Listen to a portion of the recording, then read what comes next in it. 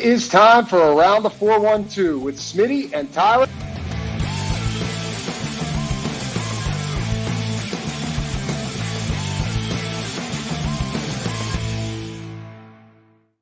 Welcome back to another episode of Around the 412. I am Tyler, like Josh said, and that is Smitty.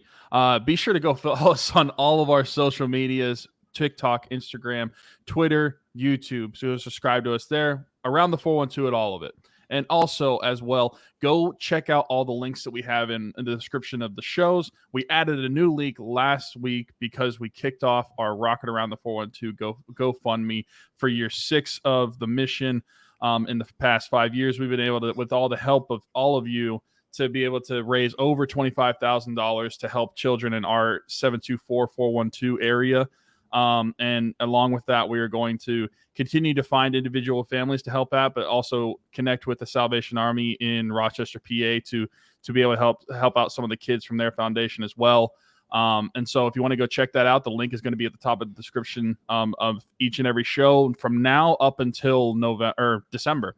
So go check that out, read about it, and donate if you can. If not, please share the message as much as you can just to get the word out. That logo that you guys see above Tyler, Teats Barbershop, that's the sponsor of our show. If you watch on YouTube, you always see it scrolling across the bottom. Probably need to do a better job of shouting him out. Also, just want to say that, I just got my hair cut today, but while I was over there talking with Christian, bringing up that we launched the, bringing up the Christmas fish and everything, what we're going to do and what he's being kind enough to do over there is he's going to have a donation bin for the Salvation Army. Oh, that's awesome. Angel Tree. So they're going to be collecting stuff there. I'll obviously, be getting stuff like that. But if you want to donate gifts directly to the kids, that can be stuff that goes to them directly as well, because we can't wrap this stuff anyway. So stuff that's donated can go straight from Keeks to the Salvation Army. It'll be great. So they're nice enough to put a donation bin over there. So if you are in the Beaver County area, first off, you should be getting your hair cut by Christian anyway. Second off, now if you can drop a donation off as well. So shout out to Keeks Barbershop. There you go. Josh gets off ever so elegantly bringing us in once again this week. So I think for that reason, let's just start with some Penguins talk. Not a whole lot to talk about, but a couple things. Little minor signings maybe. More bottom 6 guys added to the Penguins roster. Why not? I guess you could never have enough if you're Kyle Dubas. Vinny Hinostraza, as well as former Maple Leaf, Andreas Johnson. So, this is just more. He had to get one of his guys again from Toronto. Of course. And then Vinny Hinostraza, who's had a couple different stops. There's at one point in time when he was with the Coyotes, he had I don't know, was it like a 16-goal season or something like that? I thought he maybe was at 24 years old. I thought maybe he would be something. He's a bottom 6 player, and he's not even like a mainstay. He didn't play. He played less than 30 games last season in Buffalo. So this is a guy to maybe compete for a spot within the bottom 6. More than likely, he's I don't know, of that 13th forward or maybe even AHL injury call up mold. But you need those guys. So I don't hate either of these signings. It gets your mind going a little bit. Were these guys brought in because there could be somebody in the bottom 6 on their way out? Yeah, that's true. And honestly, that's something that I didn't even think of. I immediately just thought that these were going to be guys. Granlund. That's a good point. I just thought when I saw these signings that they were guys that, and looking at the dollar figure too, they're not making a lot of money. Mm-hmm. I think between the two of them, Hinostroza is making $775,000 and Andreas Johnson is making $800,000. So even if they go down to the AHL, that's basically, you're not really paying any difference there from a lot of AHL players anyway. So it's depth for the bottom 6. And you were right, Vinny Hinostroza in 2018-19, he had 16 goals, 23 assists, 39 points. That's his best season by far. And then, the season before last, he did have 25 points, 13 goals. But then last year, like you said, he only played 26 games. So not really playing a lot at the NHL level. And then Andreas Johnson, I think that this was one, and kind of like what you said, it was one of the Toronto guys that we knew that it was going to happen. Someone had to come over from Toronto. And even though it's not somebody that is necessarily going to make an impact, I think it just makes sense to keep bringing in multiple guys into that bottom six. When I look at what happened last year, how everything unfolded, and our main focus for this offseason outside of goaltending was that bottom six. You're not getting a lot of guys, and even with the signings that they have done so far, like prior to this, you're not getting a ton of guys that have a lot of scoring, but you have some guys with some veteran sense to them. They've been in the league for a while, and it's a lot of change of scenery for a lot of guys. So I think that this is more of a not just a depth move, and potentially, like you said, I didn't even think about like potentially Granlund or somebody else being on the move out of the bottom six. This could just be replacing bodies. But I think it's definitely something that is they're just trying to kind of like throw stuff at the wall and see what sticks with this bottom six this season. Especially that fourth line. I feel like we're just going to see a lot of new faces rotationally, and hopefully on that third line too. Like I said, the third line as it is right now is Granlund, Lars Eller, and Jeff Carter. So hoping something there changes. But yeah, these signings aren't necessarily super noteworthy, but they are interesting, especially considering that the Penguins are still over the cap and just adding to that total. Because I texted, I gave you a little false hope when I texted you about it. Oh yeah, I just texted you saying that Dubas does not care about the cap or whatever I said, and you immediately traded for Erik Karlsson. And no, they didn't do that yet, but now they are. I think they were sitting at like 1 point something, but they're 2.3 million over the cap. Still not worried about that. Like, these are contracts you can send down to the minors and get them off the cap, and it's not really a big deal that you're paying those contracts as they're sub 1 million anyway. But I do think that it is interesting that they're continuing to sign bodies, even though they were already over the cap, and continuing to do so.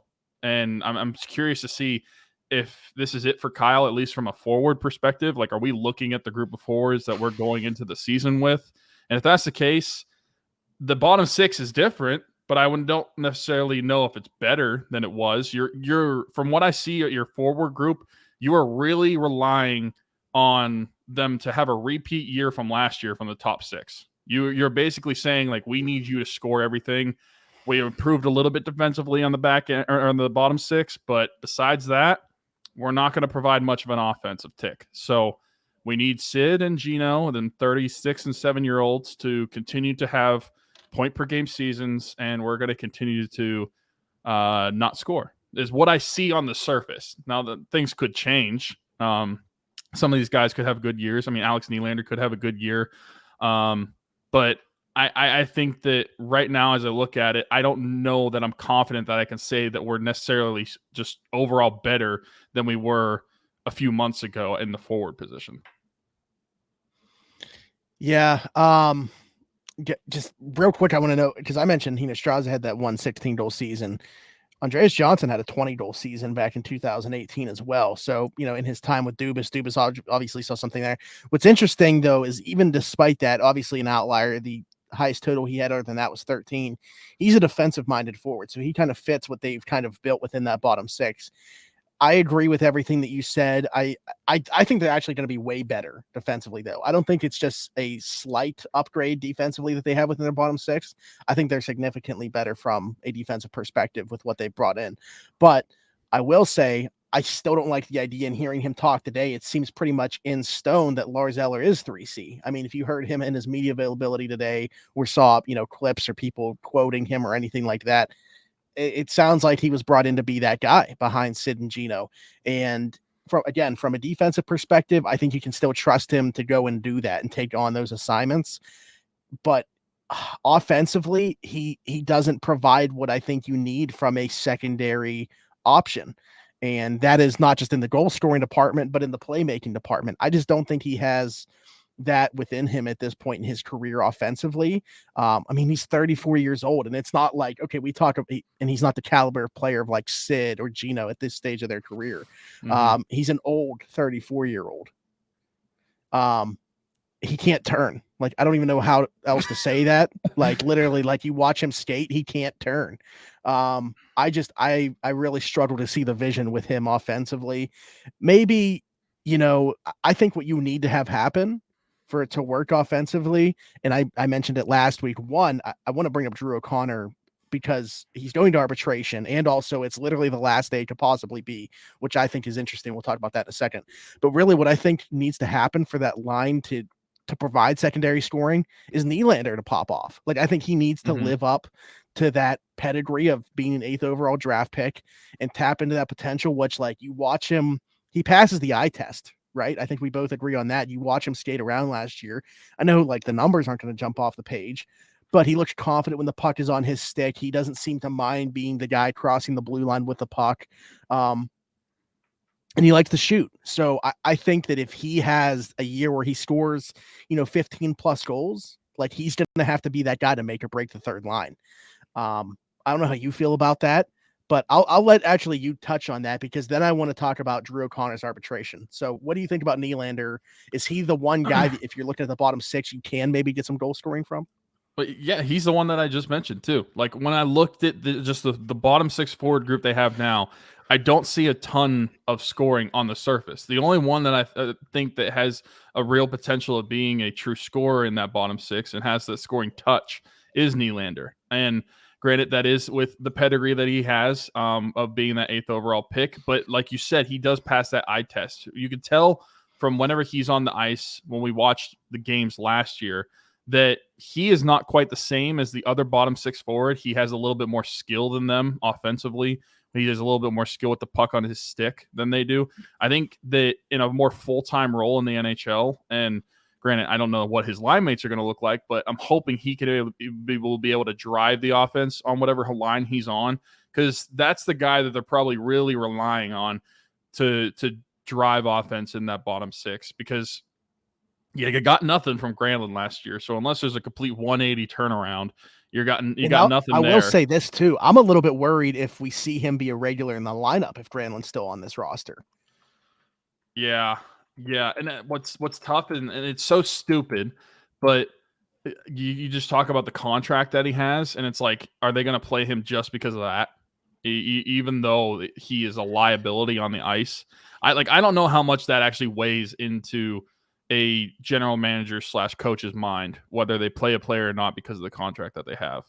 And I think that they shouldn't, but I don't know if it does. But and also, I don't think you can rely on is Jeff Carter 38 still, or is he 39? Either way, I don't know. I think he's 38 still, and he might turn 39 during the season.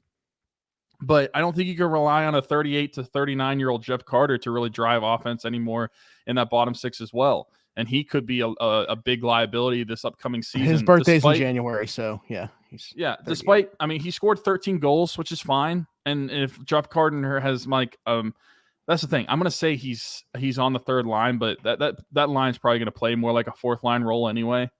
So if that's what he gets, then I'm fine with it. But you're not really getting a lot from those guys. Alex Nylander is the only one that I think could potentially score like 15 plus goals. And I think that you could see him elevate. Like, I think that based off of where the roster's at now, he does still on that fourth line, quote unquote fourth line, because of the way that it's constructed with Lars Eller being the 3C.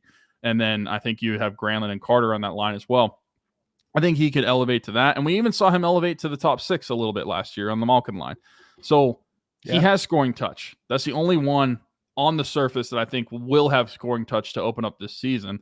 And I'm hoping that I'm wrong with some of these guys. Like, I am hoping that Acciari or who are some of the others that we brought in, Matt Nieto, some of these other guys can find. Well, I think those guys can score 8 to 10, but we know I think the floor is safe with them. There's no ceiling to their scoring.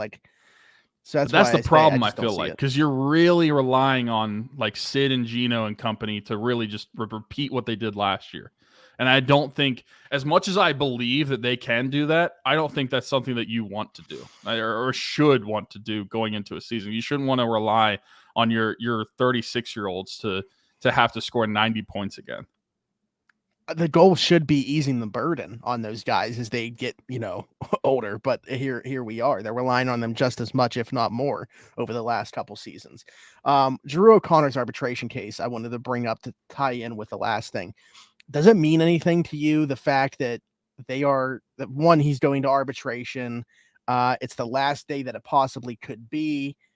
Doing this, it also opens up that second buyout window for them to utilize if they choose to.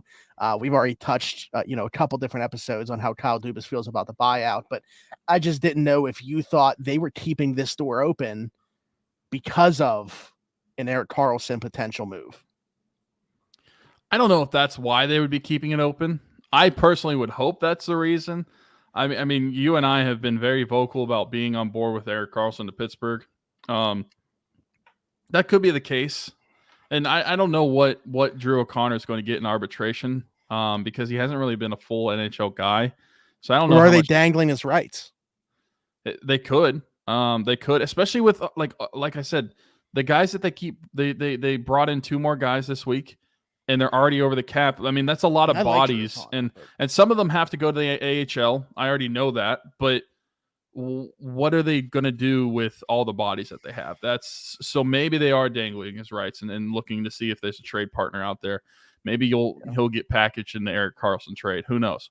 But I just think that they have a very packed bottom 6 right now of a lot of mid to be, at least offensively. Defensively, they're good, but offensively, it's very, very mid right now. I think Erik Karlsson could change that. You basically have another forward on defense. I think like the way that this roster is constructed, they need Erik Karlsson. Like I think I brought this up last week on the show. If I didn't, like I had talked about it with somebody and I thought I brought it up on the show. The way that this bottom 6 is set up, like you need Erik Karlsson just to bring secondary scoring that those guys aren't giving you. Like whether it's Erik Karlsson or I know that people are saying like they have a plan B. I don't even know what that potentially is, but there's not another defenseman that is going to bring that offensive production anywhere. Like this is the one guy. That's why I feel 100 points last year. Yeah, that's the one guy. Like the Penguins can't lose this sweepstakes to Carolina, in my opinion. Whether Carolina gets him or not, Carolina's going to be fine next year. They're still to be a Stanley Cup contender. The Penguins, if they get him, that pushes them, I feel like, pretty comfortably into the mix for a playoff spot. Without him, I think they're in the same spot that they are this year, where it's like they very well could be on the outside looking in. Yeah, no, I agree and that's kind of what I was alluding to. I look at the roster and I don't know that you're overall better than you were last year. You have, at least right now, potentially the same goalie tandem. We'll see what the future holds with Casey DeSmith, bringing in Nedeljkovic. But your defense, I think it's more or less a wash right now. I do think you get an improvement with Ryan Graves over Brian Dumoulin, but as far as the defense as a whole goes, I don't think there's a huge difference. And then looking at your bottom 6, you get better defensively, but you're still not scoring goals. So your forwards, from the goal of what forwards are supposed to do, I don't think they necessarily got better. I think they more or less stayed the same with different players. So at least right now, I don't know that they are much improved from last year, and you're going to be fighting for a playoff spot. Erik Karlsson could make that push to put you over the top. I think that he is one of the only players that would be able to come in and do that, but are they willing to make that move? I mean, I do not know what the cap is going to, or what sort of trade is going to have to look like, because obviously they have to move money out. And the 2 names that we brought up last week, Petrie and Granlund, one of those guys that would make sense to get moved in that trade. I feel like Petrie would be more likely because he is not as much of a liability, even though his contract is more money. Just because Granlund is like a black hole. Let me bring up the proposed trade that I saw somebody throw out there. So it didn't mention who the third team would be, but there would be a third team involved. The only thing the Penguins are getting out of this deal, mind you, is Erik Karlsson. The assets, I'll put that on some of these. The Penguins would be giving up are Jeff Petrie and Granlund would both be on their way out, along with P.O. Joseph, 2 first-round picks, and Owen Pickering. Okay, You almost feel like you're like one of those first round picks is probably being utilized to get Granlund out. So it's like the rest of it is basically for acquiring Karlsson. Yeah, because I mean that's the scenario that I brought up back in March, when literally probably like 3 weeks after we traded for him. I floated around the idea and I brought it up on here. Would you package a first round pick with Granlund to get him out of here? Can I also I want to add, I don't think it takes this to get him. I don't think so. I don't, especially he wants out of San Jose, and I understand they don't have to trade him, but it's very clear to me that San Jose doesn't really hold the cards in this game right now. So I don't think that 2 first plus your former first round pick plus another team's former first round pick and POJ, like I don't think it's gonna cost that much. And also what about Petrie? Like? What about Petrie, POJ, a first, and Pickering? So 3 defensemen and a first round pick. Well, that's actually might have to send. They wouldn't all be going to San Jose though. Right.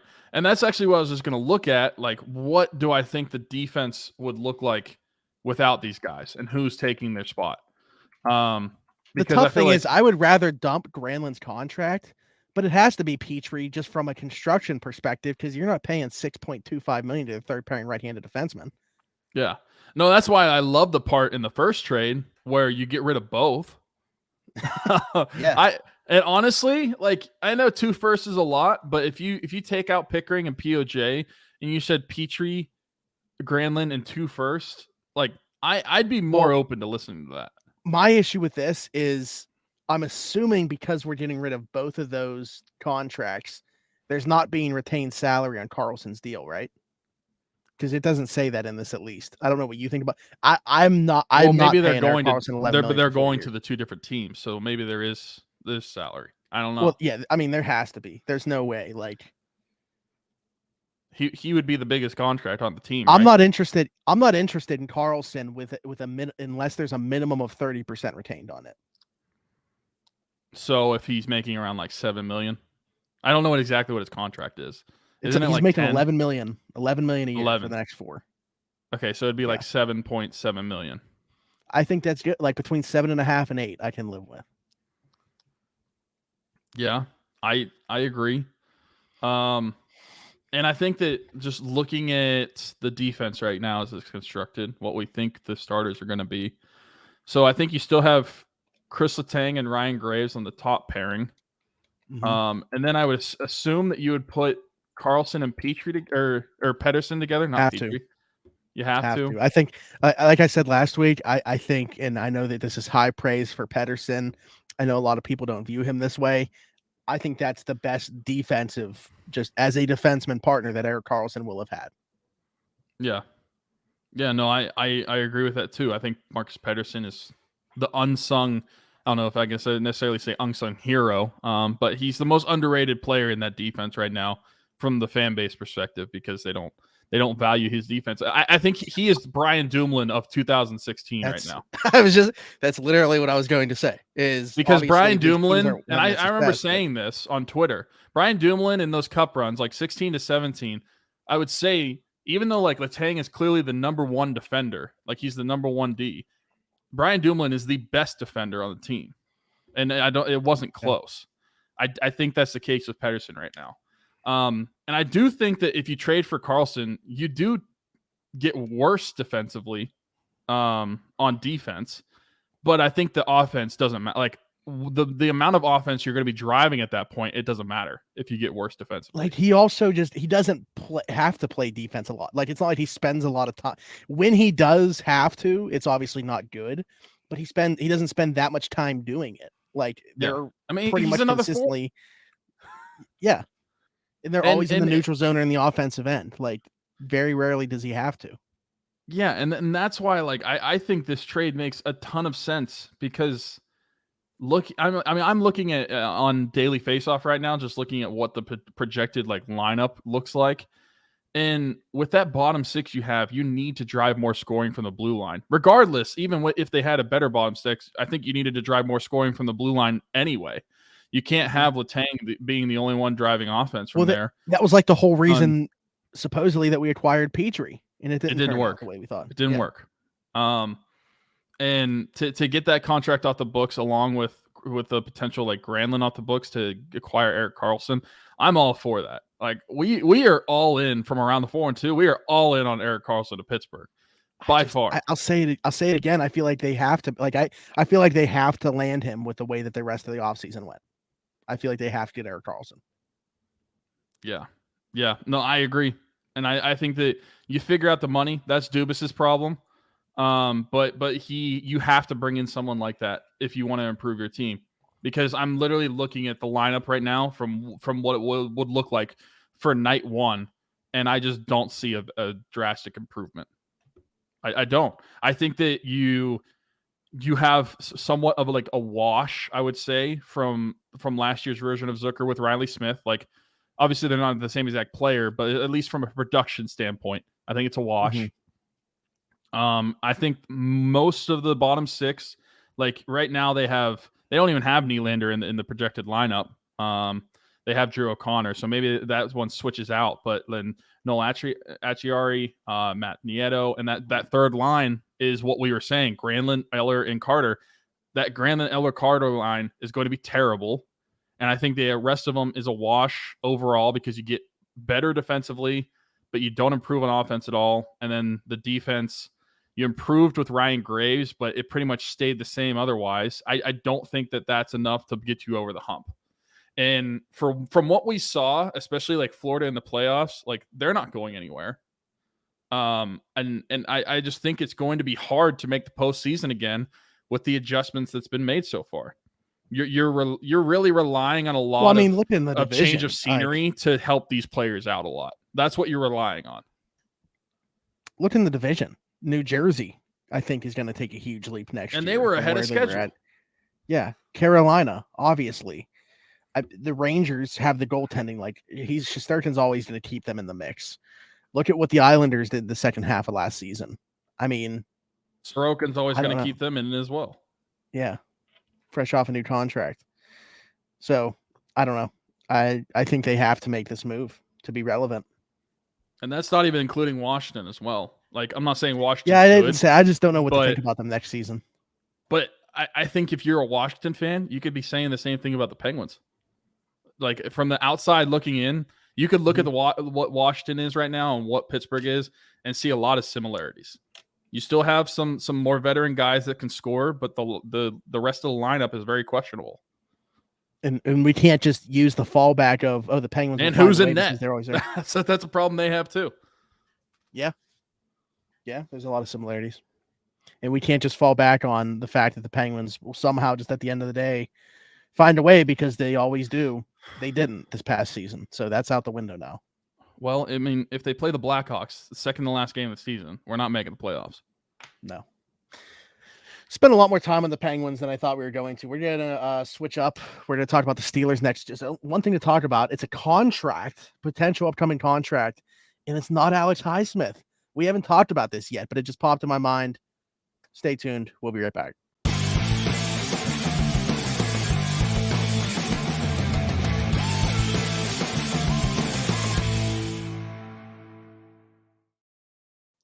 All right, so year 3 is typically a huge year for players in the NFL. Everybody talks about that year 2 leap, but really year 3 is when you see a massive jump, especially when you look at the way that the Steelers kind of went about their business this offseason to kind of cater their offense around this guy, third-year running back Najee Harris.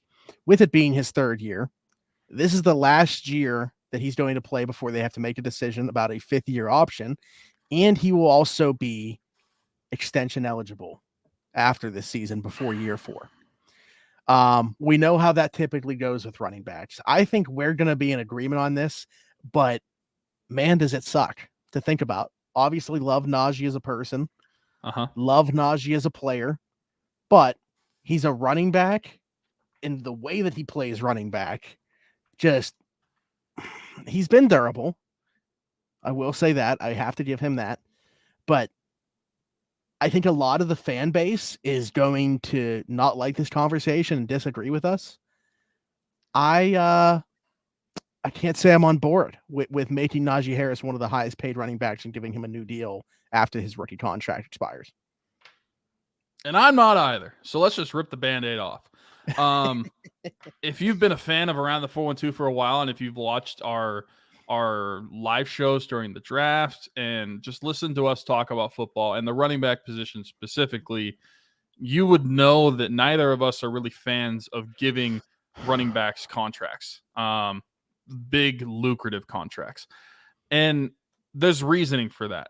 It is the most, and this is probably going to trigger so many people, but it's the most replaceable position, I feel like, at times. I think that you can get the production elsewhere, even if it's not from one guy, it's by committee. I think you can replace the production easier at running back. And of course, there are outliers. Like, not everybody is Christian McCaffrey. If you want to pay him, you're not paying a running back. You're just paying a football player at that point. So that's completely different. But Najee Harris, to me, and you probably, he's a good running back who is also old. For a third-year running back, he's technically old. He's 25 years old. He'll turn 26 in like 6 or 7 months or something like that. But then during the season, you look at the touches he had at Alabama. Look at the touch. He had 381 touches in 2021, his rookie season. He led the league in touches, at least according to Football Reference, because typically when it's bold on Football Reference, that means he led the league. So yeah, he led the league in touches. Last year, he had a little bit of an injury, 313 touches. Like, this is a guy that they're relying on a lot. He gets the ball a lot. And even outside of what I think about running backs, just looking at the player himself, I really like what Najee brings, but that is a heavy load to put on a player and then give him this big lucrative contract after 4 years of just beating the hell out of him. And then expect him to keep on being able to do it. That's why I, and probably you, are in the opinion you give him that 5th-year extension and then you waive, say so long, farewell, Auf Wiedersehen, goodbye, and then you draft another one or you sign another one or you just get a different running back. I don't think that at that point, Najee is going to be 27 years old, 28 years old. And for running backs, that's getting close to the twilight of your career for most running backs. So I do not want to give him a contract. And then that's going to trigger a lot of people. But I just think it makes more sense to find a new one. Yeah, I mean, it sucks because you're thinking about this from like how the team would juice as many years out of him, exercise that 5th-year option. I brought that up too. Like, I'm fine with that aspect of it. Heck, I don't know if you can get him on a year of a tag without him holding out and him playing on it, sure, like whatever, that's fine, I guess. But that's a lot of money for 1 year too. It's weird because we're talking about like the amount of touches. They've tried to ease some of that by having a really good back behind him in Jaylen Warren, but that's also going against the case of paying him when you have a guy like Jaylen Warren behind him who can be a 1A to somebody else's 1B that they brought in to complement him. So it's tough, but the running back position in general is it's almost uncomfortable to talk about because it's just like they're human beings and you almost feel like you're just like devaluing them because you're talking about their profession, which has been so devalued in today's state of the NFL. And like I said, to Najee's credit, he can catch some passes. He's kept himself in really good shape. Maybe he does age better than, we've seen running backs generally do. But I'm not wanting my team to be the team to take a shot on that happening and paying a guy. We've seen it, teams get burnt too often in the past. Where they took him back end of round 1, we didn't even love that, but I think it was more palatable than paying him. Like, if they make him, a man, what is it going to even be at that time? Probably $16 to $18 million a year running back. No. Yeah. And I mean, just looking at after his 5th-year option, if they got to that point, he would be 27 years old in that 5th-year option year. You are really banking on giving and I'm assuming it would be at least like a 4-year contract if they're extending him. Well, yeah, and you know what? Here's the other thing that we should bring up is we are almost assuming what this contract is going to look like. I should say that we're both under the assumption that we're talking about paying him as one of the top running backs. Now, for whatever reason, he takes a very team-friendly deal and just decides, like, I want to stay in Pittsburgh. I completely understand the way the running back market is. Then so be it. But again, we're under the assumption here that we're talking about extending him as one of the higher paid running backs in football. Yeah, we are. And I think that there's reason for that too. I mean, he's been a productive running back. He's had back-to-back 1,000 rushing seasons. And he might have a third one this year. And I feel like that's just the trend where we're going, because he was also a first round pick as a running back. And when I just envision signing Najee, I think about having a lucrative contract with him. Like, that's just what I think. But you're right. If he signs a team-friendly deal, then that's fine. And even if it ends up being a bigger deal, I may not love the contract, but just from a Steeler fan perspective, I'll love having Najee around more. His play might diminish. What would your number be? Like, what is the most that you'd be willing to pay a running back? Per season or like total contract? Per season. Per season. Yeah. Because when you say total, it's like, then you start talking about, okay, but what's the guaranteed on it? Yeah. You know, so like, I would say I'd be willing to, like, if you and I were giving Najee a contract, I would be willing to offer him, like, at my max, I would say probably 12. Okay. I was thinking like 10, and I know that's probably not he's probably laughing at that. Yeah, I think 12 gets a little more look than 10 would. Mm-hmm. But yeah, and just from a Steeler fan's perspective, like I was saying, like, I would be happy to keep Najee around. I love the guy. The human being is great. I love Najee. Off the field and on the field, I love him, but it's just the running back position has been devalued so much, like you were saying, and you can just I feel like the drop off for running back is not as gradual as a lot of other positions in football. It can be. I mean, I look at what Adrian Peterson was in like 2014-15, and then after that knee injury in 2016, immediately off a cliff. I think that look at Zeke, and he's not even on a team right now, is he? No. So, and I would say, I'm not saying they're the same player, but like, I don't know. I see some similarities with Zeke and Najee Harris. Leonard Fournette. Yeah. It's just there's a steep decline, and I don't want to give a guy a ton of money for in year 2 of that extension to that decline to start to surface. So, if you could do 4 years and front load it, where like pretty much the money's going to be in the first 2, I still would. Maybe you could get me to 12 million per season on that for the first 2 years. But and again, I don't think he's taken that, realizing, okay, like, this is really just a 2-year contract.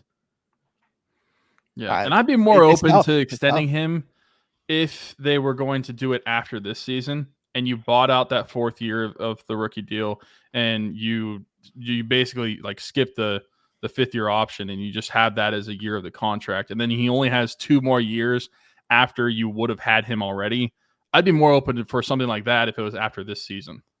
But if you're going to wait until after year 4, or heck, even after the 5th year option, no, I don't want to touch that with a running back. New money to a 28-year-old running back. It's tough. It's a tough sell for me. Yeah, me too. But yeah, that was it on the Steelers. I just wanted to bring that up. I don't know that a lot of people have really been talking about that, but I think it's really going to come to the forefront here sooner than later. I would say once we get that Alex Highsmith contract out of the way and like the season gets rolling and stuff, when we start thinking about like, hey, who's on the radar next contract wise, I think people are going to really realize like, oh, Najee's right around the corner. Pat Freiermuth will be one to watch too, but I don't know that we're really knocking on the door of that yet. I want to see the TJ Hawkinson deal, because I think that could be a good comp. So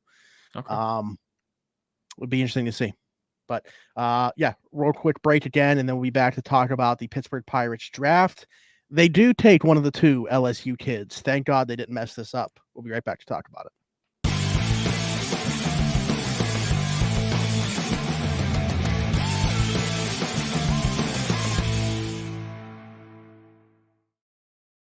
With the first overall selection in the 2023 MLB Draft, the Pittsburgh Pirates selected LSU pitcher Paul Skenes. Kind of leading up to it, we had, I would say for the majority of the season, we were on the Dylan Cruz train. And I said, I want to, plant my foot. I don't care about other prospects jumping up the board. This is my guy the whole time. I got to say, after watching some stuff, I was like within the last 3 days, probably before the draft, I was in the same boat with Skenes and Cruz. I thought as long as they took one of those two, I was going to be thrilled. I think it's harder for the Pirates. I think it's harder to find that type of pitcher, what Skenes could be. And the Pirates will never have that type of guy without drafting him. This is the exact same way they got Garrett Cole. Garrett Cole is not a guy the Pirates are ever going to acquire in a trade or sign in free agency. You got to draft him. That's what they're taking the shot on here with Paul Skenes. So I totally understand them going this route over Cruz. I'm just happy they went this way. Listen, Langford, I would have been cool with. I think he was probably option 3 for me. If they went the high school route, I was going to be disappointed. Like, those two kids could turn into great players down the road. I hope that they do. For me, they needed somebody that could help, hopefully in 2024. If not, and I think Skenes will. I think in the case of Cruz, Langford, those guys at the very worst are helping in 2025, and I would have been okay with that. I think they needed one of those 3 college guys that can come in and within the next year and a half or so help out this ball club. Skenes does that. I agree. And I think that if you checked out my thread, by the way, go follow us on Threads. Threads. Wait, I need to say something about Threads, because Around the 412, if you've noticed, we can't follow anybody on Around the 412 from Threads or Instagram right now, because for whatever reason, it thinks that we followed a bot account or something like that to try to get more followers. Is that why I was locked for me? Around the 412 account?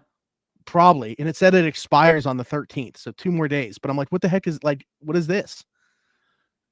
Did you follow one of the pretty girl bots that likes to follow people? No, I even went through our following to make sure it wasn't following anything weird. And it hasn't followed anybody in a couple months since the Steelers got their undrafted free agents or whatever. Interesting. I was wondering why I haven't really seen us on Threads. But yeah, go follow us on Threads at Around the 412. But on my personal thread, I did say, and I don't know if I said this on Twitter too, but I said that I did not think that they were going to take one of the LSU kids. I just genuinely thought the Pirates were going to pirate, and they were going to take somebody who's going to take less money. So I just kind of rolled them out in my head, just kind of, and maybe that was like a defense mechanism, just preparing for the worst. And I'm happy I was wrong. And I'm curious to know, from what you saw between what you watched about Cruz and what you watched with Skenes, you said leading up to the draft, the 3 days before, you said that they became more even in your mind. So was that more so stuff that you saw negatively from Cruz that brought him back down, or was it more stuff you saw from Skenes?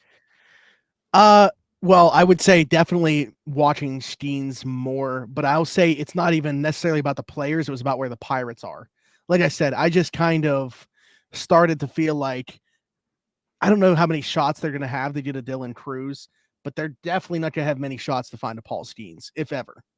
This is, to me, a once in a very long time type of pitching prospect sitting there for them to take. I hate throwing around the word generational, but I mean, scouts and people that talk about the draft have with him. So that's why I kind of came around to Skenes as 1A, Cruz as 1B. I wouldn't have been upset with either one. Like I said, I don't even know that I would have been upset with Langford. I think really the high school kids would have been the ones that would have upset me. But to your point, I woke up and I thought it was going to be Langford that day. And it seemed like the Pirates did a great job kind of getting everybody off the sniff. No one knew what they were going to do, except for betting sites closed with Skenes as a -125 favorite. Right before the draft started, it switched from Langford as the only guy in minus money to Skenes being the favorite. I just think Skenes changes the trajectory for this rotation so quickly. Literally as soon as next year, all of a sudden he's the 1 or 2 within this rotation. And very quickly it would overtake that 1. And it's not an indication, by the way, of Mitch Keller. Love Mitch Keller, obviously. But I mean, come on. that's not a knock on him to say Skenes is going to be the ace of the rotation. Right.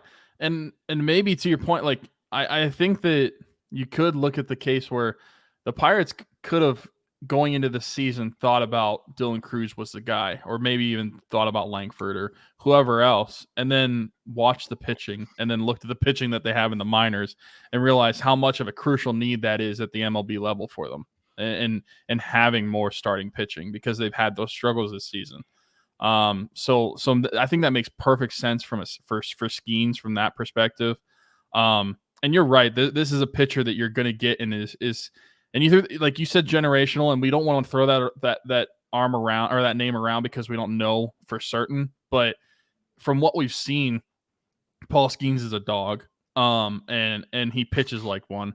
I think the only concern, and it's hard to say that I have a concern over a first overall player, but the only concern I have with him is how many pitches he's thrown in high school and college combined, and he hasn't had Tommy John yet.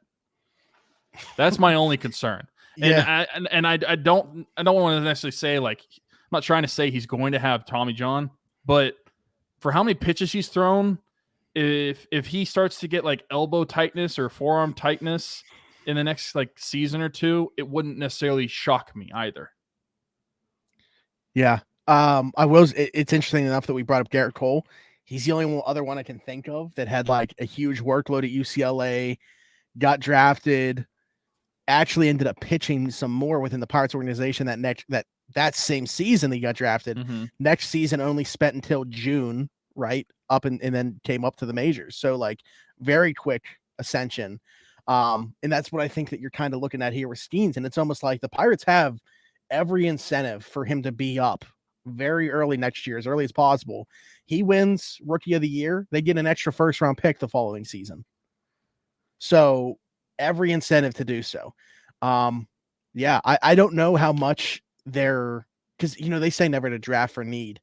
You look at what they did in this draft, though, with all the pitching they've acquired, I think it's pretty clear that they felt they didn't have enough pitching within at least the lower levels of the system. They looked at their organization and said, we do not have pitchers. Yeah. They drafted, little recap here, 14 pitchers, 5 infielders, 2 catchers, and 0 outfielders. So I think that just goes to show top down what they feel about the farm system. They like their pitchers for sure in terms of the way that they can develop them at the lower levels, and they just got a ton of them in the system. Not that they're going to sign all these guys, but I mean, they're throwing a lot of darts at the position. Yeah, for sure. And I think that's smart. And I'm mainly just looking at the MLB level. I haven't really. I'd be lying if I acted like I was following it to all the pitchers in the lower levels of the organization as well. But pitching has really been a huge need in the rotation and in the bullpen for the Pirates at times this year. So, and we've talked about like guys that are MLB ready. Like Quinn Priester's the only one that is close. And then we don't really have a lot of guys that are really MLB ready. So Paul Skenes, and I'm naming 1-1, he's the one that is immediately closer to MLB ready than probably most of your other pitchers in your system, outside of Priester. And even he might be rivaling with who's ready. I think he's more MLB ready. I think he's more MLB ready than Priester. Yeah, so I think you could drop him into the bullpen right now, and he'd be all right. I would not say that about Priester. Yeah, and I do think talking about Skenes is his pitch count and his load that he's taken on at LSU. I think that the Pirates are not going to worry about his arm like I have a worry, and I'm not even necessarily worrying about it. That's just the only concern that I thought of. I'm sure I would have thought of one for any player that they would have picked. Like, what's the downside? But for Cruz going to hit for enough power. Right. But he's not going to be pitching back-to-back starts of 120 plus pitches like in the MLB. That's not going to happen.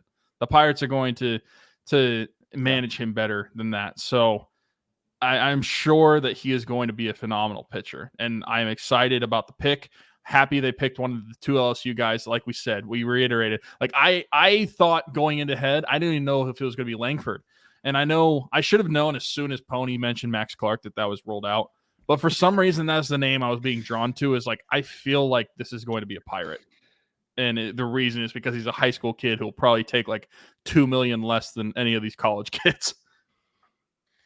Yeah, I mean, I went in thinking, like I said, Langford. I thought Walker Jenkins actually over Clark would be the high school kid if they went that route.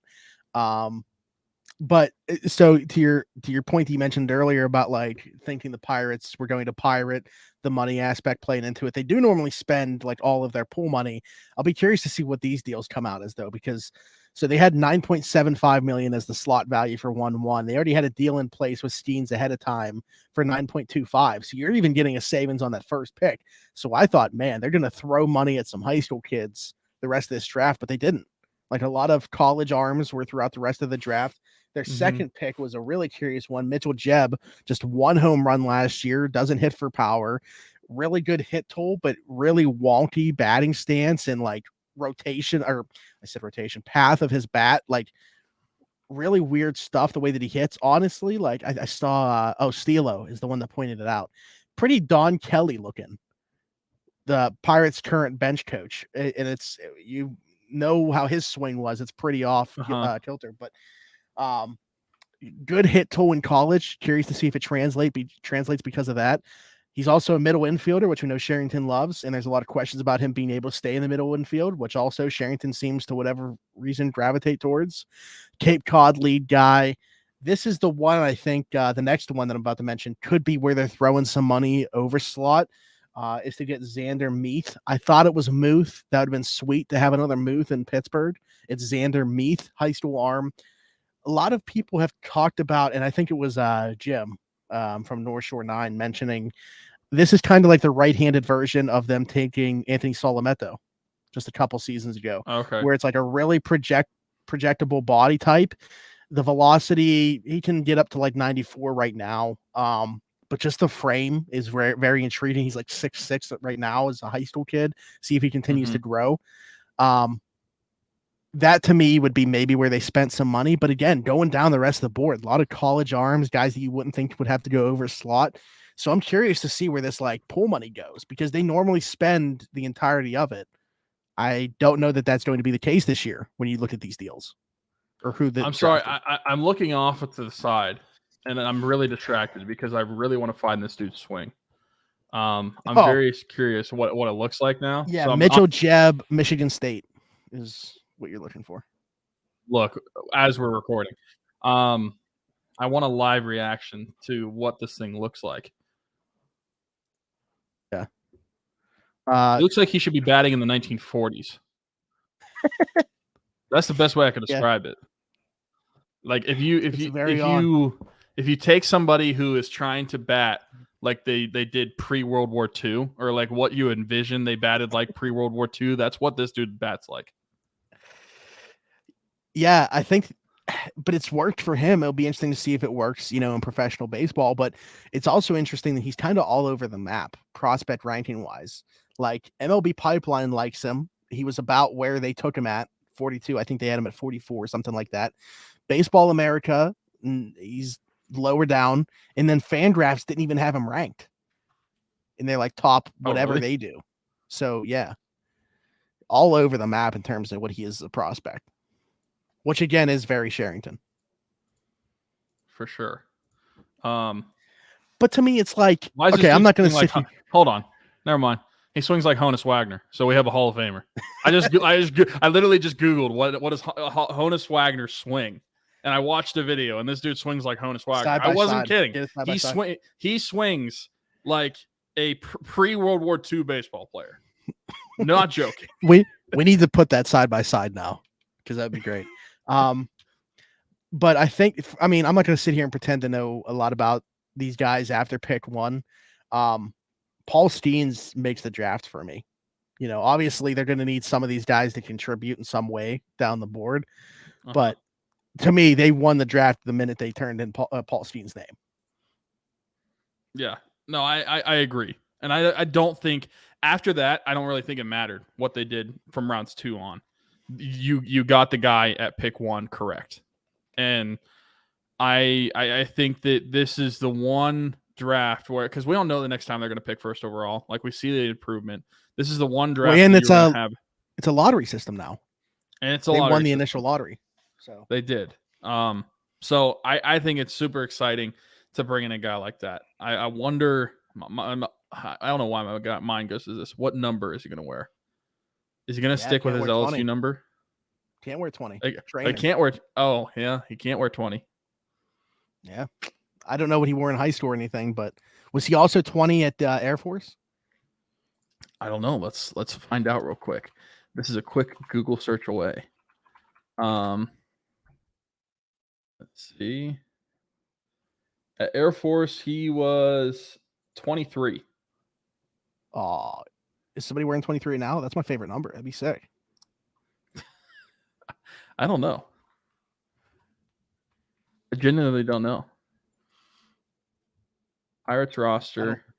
Oh, it's Mitch Keller. What am I thinking? I was thinking like I was sitting here like watch. It'd be funny if it was 22, and I was like, "Who wears 22 for the Pirates?" and couldn't come up with it right away.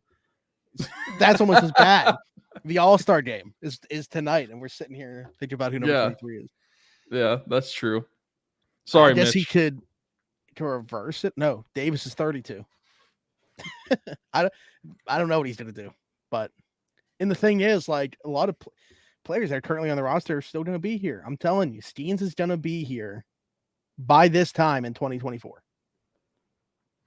I'm not going to argue with you, except he's not going to be wearing a good number. He's probably going to be wearing like 73, 60, 67, 67. Yeah, that has a good vibe to it. 87. I see the similarities. Paul Skenes had a playoff mustache. Yeah, he had a playoff. Honestly, mustache I was watching. You know, I watched an interview that he did with Pitching Ninja, and he looks like Brian Reynolds in the interview, like when he's in his room doing it. Does he have the same like personality, like just very even keel, not a lot of emotion? I think there's a little more something there, but this is. Maybe we'll find out when he comes on our show. That's true. Yeah, Jamal texted me and said, "Looking forward to the upcoming Paul Skenes interview." He texted me that word for word. But this is gonna sound stupid, but like, there's just some guys that have like that it factor, that vibe about them. Obviously, they have to perform, but like to me, him and Henry Davis, are very similar in the fact that they just feel like they're not going to allow this team to be bad. Like once they're here, like they just give off that vibe that they're not going to be losers. I'm going to go back. Shout out Nate Williamson. He's got that dog in him. He has that dog in him. And so does Henry Davis. So that's how we can close talking about like culture changers here. Yeah, no, I agree. And that's what you want, because we talked about it last year, the year before that. We talked about it this preseason. When do we think the Pirates are going to be good? What does their timetable look like for their expected competition, or like how they're going to compete? And by the way, I'm not mentioning Bob Nutting's comments because I don't want to get into that and have a whole nother conversation about. And I don't even know what he said. So there we go. Yeah, we'll talk about it some other time because I think it could turn into a very long conversation. But you guys can look up it was actually was it John Parado maybe on 93.7? Yeah, I think it was talking about Bob Nutting's, how he feels internally about the team and like when the plan is to start adding and stuff like that. I'm not going to get into that conversation right now. Conversation that we will get into is follow the link in the description for Rocking Around the 412 and donate. Donations are live. We got to give one big shout out right now to the person that kicked off the donations, Mike in Illinois. Very generous donation. He always comes through for us every single year. One of the first people to support Around the 412 when we launched, and he's been there ever since, constantly supporting us, supporting the mission. Can't thank him enough. Just a great human being that is very charitable, not just with us, but we've seen it with so many other charities as well. But we're very thankful that our paths crossed, and that he takes care of so many kids literally on his own with just one donation. So big shout out to Mike. Can't thank you enough. Yeah, I agree. And all it took was me to put it on Threads. Shout out to Threads again. Go follow. I did see that. It was Threads and he saw it. And then he didn't even realize that we posted it on Twitter. And then literally like couple of minutes later, we saw the donation. So yeah, shout out to Mike. He's the best. He's helped us out a lot, helped out a lot of kids. So hopefully all of you will be able to at least, and like we said, if you can't donate, at least share the message, post it on your social media. So just try to spread the word about it and get as many eyeballs as we can. Also, that's helping a lot of people, but you can help us right now too by liking, subscribing, hit that notification bell, comment down below, leave us a 5-star review, follow us on all social media platforms. You guys know the drill on this by now, but do all that. We can't thank you enough. And I think that's it. So for Smitty, for Tyler, we'll be back next week. I know last week we said hopefully talking about some Erik Karlsson news. We'll say it again, and we'll just hope and pray. Next week, we're going to talk about some Erik Karlsson news right here on Around the 412. But until then, for Smitty, for Tyler, we'll see you then. Bye-bye.